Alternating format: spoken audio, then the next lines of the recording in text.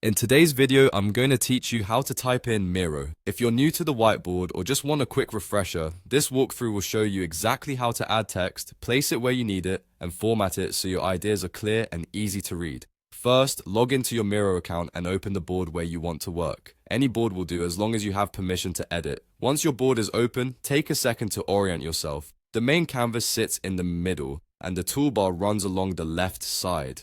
That left toolbar is where you'll find the tools for creating content. Make sure you can see enough of your board to work comfortably. If your canvas feels cramped, adjust your view so you have a clear space to type. To type in Miro, select the text tool. You can do that by clicking the T icon on the left toolbar or by pressing the T key on your keyboard.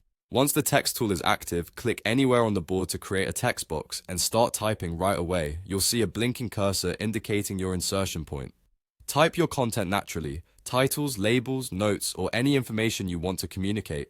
If you need another text box, simply repeat the same action. Use the text tool, click where you want the text to live, and type.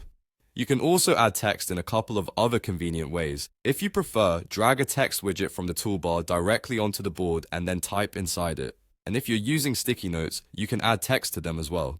This is especially helpful for brainstorming because sticky notes keep ideas compact and visually organized on your board. Once your text is on the board, you can format it using the context menu that appears when your text box is selected. Make your text bold to emphasize key points, italicize to add nuance, and adjust the size so headings stand out and body text stays readable. You can also change the color to match your theme or draw attention to important details. As you format, aim for consistency. Use one size for headings and another for notes, and keep contrast in mind so everything remains easy to read against your board's background. That's all there is to it. Log in and open your board, use the text tool to place your words, and refine the look with the context menu. With these basics, you'll be able to communicate clearly and keep your Miro boards clean, organized, and effective.